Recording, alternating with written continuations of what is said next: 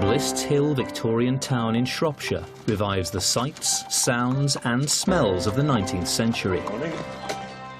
At its heart stands the pharmacy, a treasure house of potions and remedies from a century and a half ago. Now, in a unique experiment, historian Ruth Goodman, Professor of Pharmacy Nick Barber and PhD student Tom Quick have opened the doors to the Victorian pharmacy, recreating a high street institution we take for granted, but which was once a novel idea. They're bringing the pharmacy to life, sourcing ingredients, mixing potions and dispensing cures. But in an age when skin creams contained arsenic and cold medicines were based on opium, the team need to be highly selective. They're only trying out safe versions of traditional remedies on carefully selected customers. Whoa, the start was like the Wild West. People didn't know what was good and bad. Try and get a bit of speed up. Oh, there we go, yeah. The pharmacy is something that affected everybody's lives in one way or another. They're discovering an age of social change that brought healthcare within the reach of ordinary people for the very first time, heralding a consumer revolution that reached far beyond medicine to create the model for the modern high street chemist as we know it today.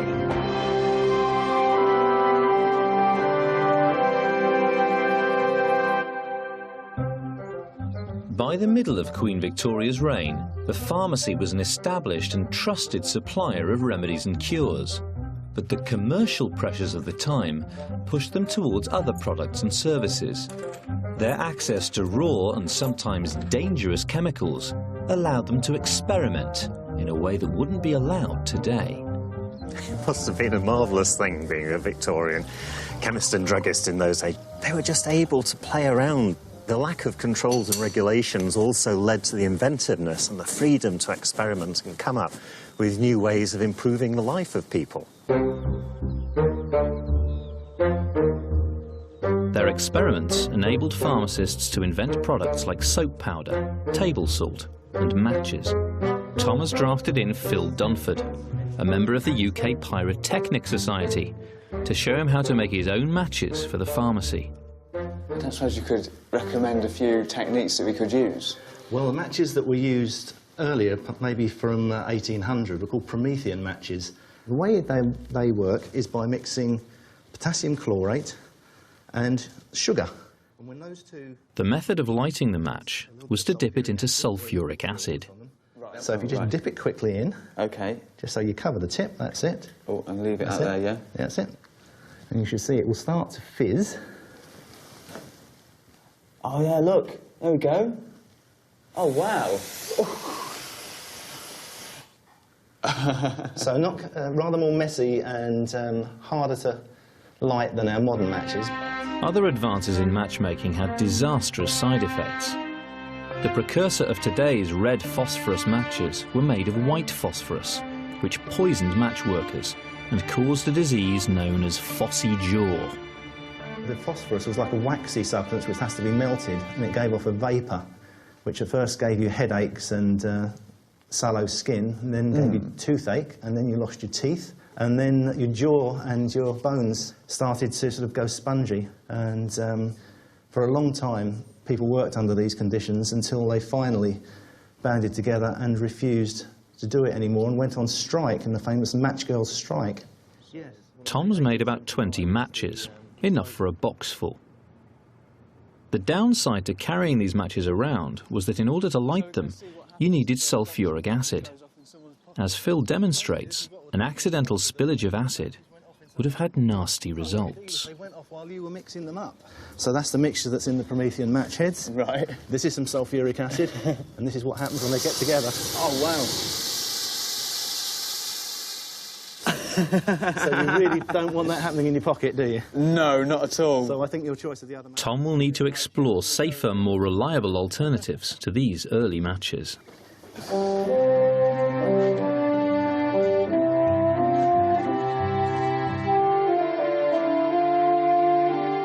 As the century progressed, pharmacists kept expanding their product range beyond medicines. With Britain's population more than doubling during Victoria's reign, products for babies and toddlers offered great potential to become big sellers. They appealed to parents' concerns for their children's health. Ruth is setting up a free weighing service for babies, a common ploy used to entice mothers into the pharmacy. We're looking to extend our range. All of life, from cradle to grave. Jenny Flegg, a local mum and prominent member of the National Childbirth Trust, has arrived to test out the scales. Hello, Billy. And how old is he now? He'll be 12 weeks tomorrow. Are you? You're a nice big lad, aren't you? Looking all bright and cheery. And we'll put you on. We go 1, 2, 3. With poorer nutrition, Victorian babies tended to weigh less than a modern, healthy baby like Billy. £14, 2 ounces. Oh, good. Once a baby was weighed, the pharmacist had the opportunity to promote their products. So it's a sort of community service, Okay. but with a bit of an ulterior motive. Yeah. So we all know how big you are, and you're nice and big and healthy, aren't you? Yeah. Nice, big, healthy baby. Is he bottle fed? No, I'm You're feeding him. feeding him myself. Which is really nice. I mean, even for somebody who is feeding themselves, a pharmacist would offer a whole range of feeding products. So, breast pump, have you ever... Yes, yes. I've got the most Oh, my word. amazing... Just, isn't it so Victorian? I mean, it is basically just, a cup on a pump, isn't it? I mean... Mind you, they weren't all quite as nice as this. There's also a range of nipple shields. Oh, my word. If you're feeding, Yes. and some of them are all right, you see, like that one. And there was a little rubber teat that went on it. Yeah. And you could feed directly, that's fine. But some of them we know were made of lead. Right. It's such a soft material that they felt that it was, easier for the baby to get in the mouth and you get a better seal. But, Yes. you were poisoning the child. People just weren't didn't realise that, anywhere though. near as aware of the dangers of lead poisoning, that. And you weren't safe if you had bottles, Despite a pharmacist's best intentions, many of the baby products they sold caused more harm than good. What a brave baby you are. This stuff, Mrs. Winslow's soothing syrup. Oh, yes. This is utterly horrifying. For a child under 1 month old, they've got opium in them. You've got 4 or 5 children. You're on the edges of starvation. If you don't work, your older children die. The only thing you could do would be to dope up your baby so that you could carry on working so you could feed your other children. Babies who are fed opiates, they lose the appetite, they have no hunger, so they won't suck. Right, so they waste away. They do. They basically die of starvation. When Victoria came to the throne, very beginning of her reign, the infant mortality rate, so that's babies under 5, Yes. 25%. Oh, right. Just horrendous, isn't That it? A quarter doesn't of bear babies. thinking about, It doesn't, really. does it? Imagine. Yeah, No. I've got 3, so I may well have lost one of them. Yeah, exactly. All right. Don't fancy buying any of these products, do you? Don't think I'll bother, actually. A bit too young for alcohol. All right, I shall get you home. Narcotics were freely available across the counter. Thank you very much. Before the Dangerous Drugs Act of 1920, anybody could buy them from a pharmacy without even needing a prescription. Medical practitioners often advised opium addicts to take cannabis or cocaine to cure their addiction. I have been really quite astounded at just how many narcotics were available in a pharmacist, how much they were used, how cheap they were, and the range of products that they were in. All these things aimed at babies and children and nursing mothers, absolutely loaded with opium, laudanum, morphine in one form or another. And the price, so extremely cheap. So cheap that it would be much, much more sensible, in a way, for a working-class mother to drug her baby than to try and pay for childcare. The dangers of the explosive Promethean matches had been clear for all to see. One pharmacist, John Walker, used his knowledge of science to create a safer, more marketable alternative, the friction match. OK, do you want me to have a go? Scrape the tip along. So just straight like that, yeah? Just like a normal match. Yeah. Excuse me. There we go. Walker was making percussion caps for guns when he discovered that antimony sulfide and potassium chlorate caught fire when they were rubbed together. We need to add a couple of drops of water, and this will make up to a blacky brown sort of mixture, which is a bit more of the colour we're familiar with matches. It's quite surprising to me that pharmacists were making matches, and not only that, but coming up with new processes for making them. Well, I suppose the pharmacists had the materials on hand, and they were educated men, and very many of them, particularly this John Walker, who invented this friction match, was very much a polymath. The locals called him Stockton's Encyclopedia. You can really imagine someone sort of working in their back workshop, sort of trying to come up with the latest or a new technique that's going to really propel their business. So these are definitely safer than the first ones we made, aren't they? Absolutely. But they're not safety matches. No, the definition of safety matches really is where there's two separate parts, each of which on their own can't do any harm at all. So in a modern safety match that you strike on a box, right. The head in itself can't actually catch fire on its own. When you scrape it down, what in fact you're doing is the side of the box is covered with red phosphorus. So when you scrape, you take a little tiny bit of the red phosphorus off of the match and create a more dangerous mixture on the end of the match, but only in a tiny amount. Okay. But the match itself can never catch fire unless it's touching the red phosphorus, and that's what makes it truly a safety match as opposed to just a friction match. So, if we're ready then... Yes, that looks about right. Just dip the tips in, make sure it's only the very tip, otherwise obviously it can burn further down, which could be dangerous. That looks good. And that, you can see, looks rather more like you would think a modern match looks, wasn't it, with the dark colour. John Walker, already comfortably well off, passed up the option of making himself a fortune. Instead of patenting his match, he made it freely available for anyone to make. Walker produced the matches for just 3 years, and the credit for his invention was attributed only after his death in 1859.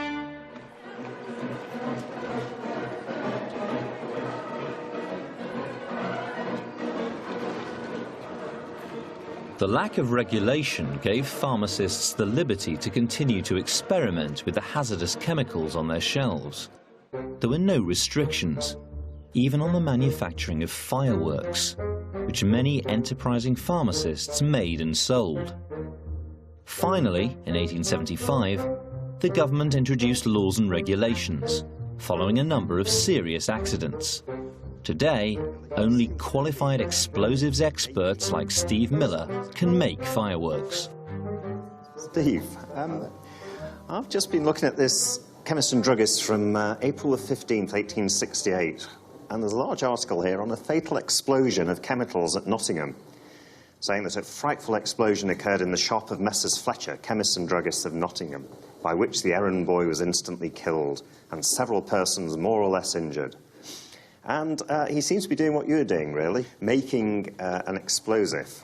Yes, an awful lot of factories did blow up, and say chemist shops and things, so that ended up with the 1875 Explosives Act being brought into force. Right. And that stipulated that you had to make your explosives in particular factories at specific distances away from storage facilities, so it took it away from the chemists. It made the whole process a lot safer, and it could be done in specific facilities where everything was controlled. I mean, I'm using things like, I've got a brass mortar and pestle here, so it's non-sparking, so when I'm grinding... Despite the Explosives Act, modern legislation does allow Steve to make a small quantity of gunpowder in Nick's lab, using the Victorian method. So I've now ground up the potassium nitrate. Steve will make fireworks out of his gunpowder for a display that Nick is organising to attract customers to his shop. And then I'm going to add some water to it, and then give it a proper good grinding. Make it into a nice paste so I can grind it with less chance of it going off in my face. Always an advantage, I think. Yeah. You see that's sort of clagged together. Yeah. Shall I pour it out? Yes, if you pour it onto the paper We can dry it. Yeah. Well, let's lay this out in the sun and... The gunpowder will take the rest of the day to dry before it's ready to be compressed into fireworks, but it's still explosive, even when wet. This should give us just a little fizz. So I'm going to light this, like that, leave it there. Should hopefully go fizz and produce a bit of smoke, so here we go. There you go. Wow. See, that's even when it's wet, so it's still quite violent. Armed with the tools and ingredients to experiment and a solid understanding of science, innovative pharmacists were well placed to become successful entrepreneurs. James Crosley Eno. He was a pharmacist in Newcastle.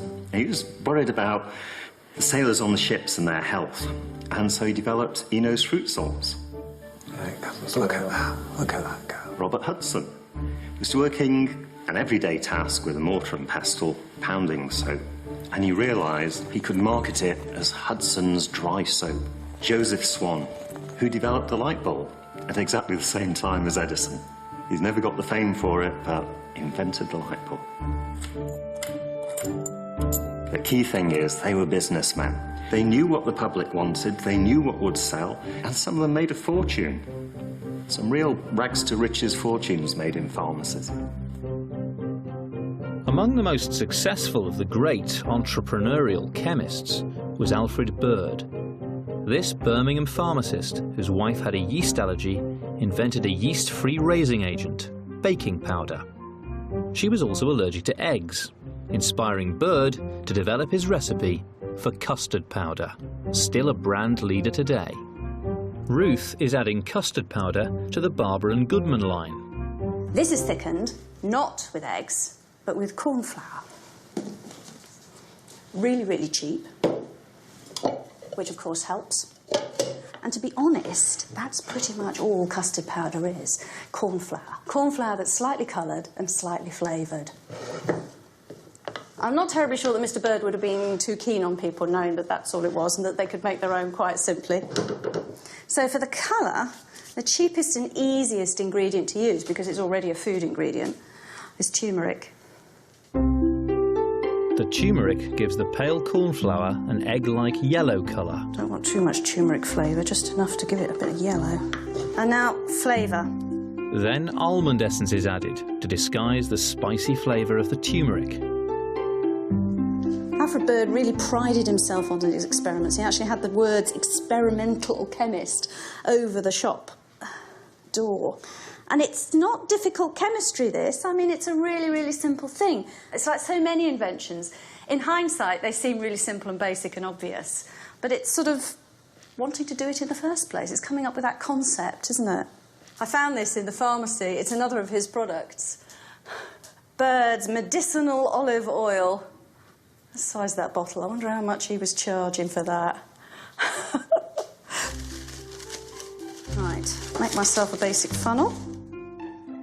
Bird gave up being a chemist to manufacture his custard powder on an industrial scale, supplying British troops in the Crimean War. When his son, Alfred Frederick Bird, took over the business in 1878, he added further products to his father's range, including jelly powders and tablets. Pharmacists marketed jelly as an invalid or baby food. Baby food as such, of course, didn't really exist in this period. You get infant and invalid food all in one. And it's all to do with digestibility. The 19th century is the first time that people begin to look scientifically into how the body breaks up the food that we put into it. This is one of those foods that was considered to be particularly easy to digest. Gelatine. Jelly. So I've got a load of trotters here. These are leftovers from the chop house. So somebody's already had these for dinner and eaten all the meat off them, leaving all the skinny cartilagey bits, which is brilliant. So I've got several batches, there we go, put that there, on the go all at once here. Each batch of trotters needs to boil for several hours so that the connective tissues congeal and reduce. I have really been surprised by the number of things which the chemists and druggists developed, which are everyday things in the home today, in the kitchen.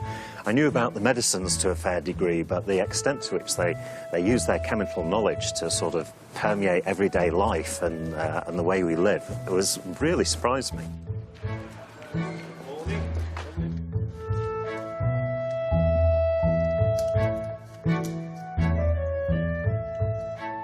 Tom is trying to master a basic skill that an apprentice carried out regularly. I'm practicing folding powder papers, and people would have put powders into these sorts of things, and when they needed to put them in a drink or take them straight, they just undo it, straight in there, take the medicine. So, yeah, I mean, still not quite mastered it yet. I mean, this thing, for example, it tells me that the powder folder, which is this, is a valuable implement to most dispensers. It is well to learn powder folding with it rather than without, for powders of unequal length are as irritating to the equanimity of a practiced pharmacist as pills of unequal size.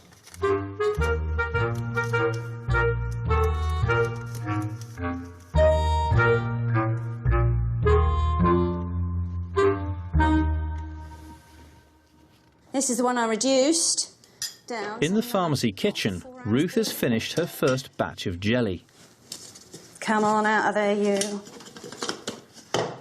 Ta-ha! That's a saleable product as it is, just chopped up into little squares. I could sell that as a fresh product. There we are, that's me custard. A quick try of that. She'll promote her products tomorrow at the pharmacy's firework display. That's really nice. Nick is still in the lab. Legally, although Steve Miller could make gunpowder here, he can only make fireworks on licensed premises. If you take just iron filings... But he can show Nick the colours and effects he's going to put into them. should be able to get some nice sparks. See? Oh, yeah. We can do the same thing by mixing iron filings with gunpowder. Steve will use the iron filings to create jet-like fountains. And different chemical elements will create different colours when they burn. Step back. Barium for green. Whoa. Sodium for yellow. And strontium for red. Materials still used in fireworks to this day. Whoa. Poke that down. Steve demonstrates with a dummy firework how these chemicals are mixed with gunpowder to create the colour effects in a Roman candle. As the fuse burns down the cardboard tube, it lights each separate coloured star and propels it into the air, creating bursts of colour. So because of the 1875 Act, I certainly can't do this in a modern-day pharmacy, or... No, you certainly can't. I say the 1875 Act was in place until 2005, so it lasted quite a long time. Yeah. Good grief. Well over a century it was valid. For the pharmacy's display, Steve will make the fireworks to Victorian specifications, using real gunpowder. As they test the power of the gunpowder they made earlier, it becomes clear that Victorian regulations were much needed to bring this dangerous enterprise under control.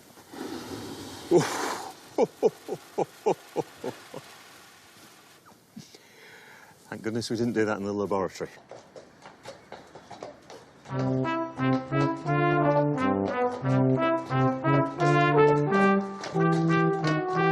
After a long day, Nick and Tom can't resist the opportunity to try Ruth's custard.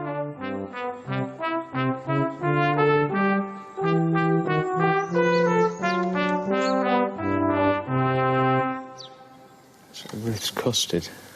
Oh, this looks good. Well, I think one of the key things which you must learn as an apprentice is always to test the quality of the pharmaceuticals which you're involved in making. All right, shall we try it? Yeah. It's not bad, is it? No. It's pretty good. Yeah, I think we've got another good product on our hands here. You're right.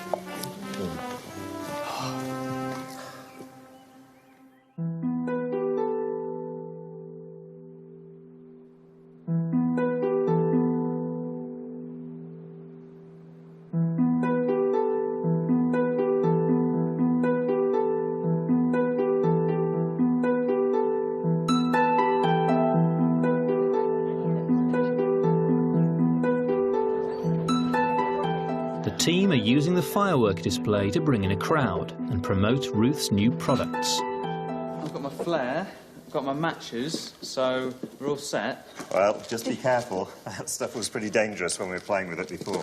See you later. Do you think this stuff's going to sell? I hope so. Here we are, everyone. Jelly and custard. Can we interest you at all in a little taste of Barbara and Goodman's jelly and custard, our very own homemade custard powder? Even if you don't like it, you can go there.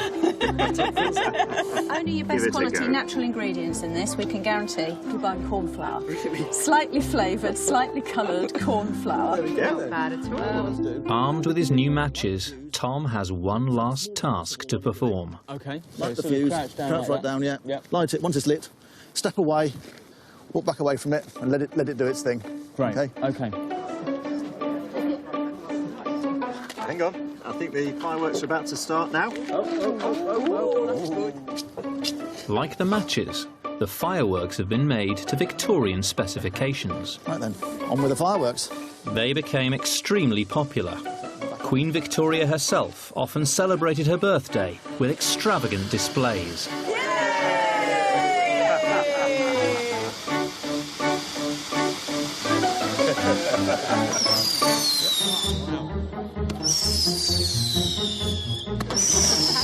Hey, watch out, watch out. Oh, yes. Playing with explosives.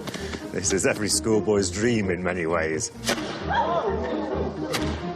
This is one of the reasons I went into chemistry, was to enjoy these sorts of things and to find out about them.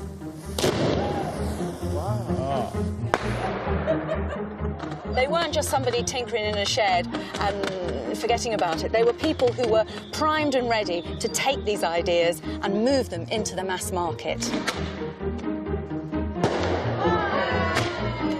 I think there would have probably been quite a high mortality rate amongst apprentice pharmacists.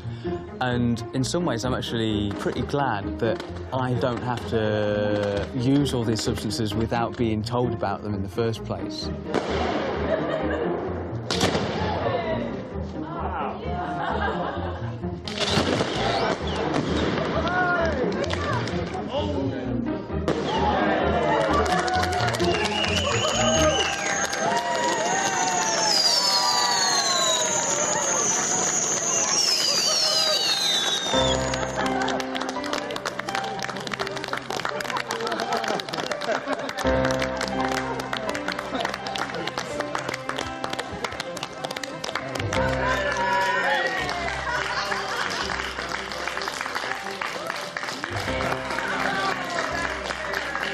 Thank you very much, everyone. Thank you for coming. And remember, we're open for business again at 8 o'clock tomorrow morning. Thank you.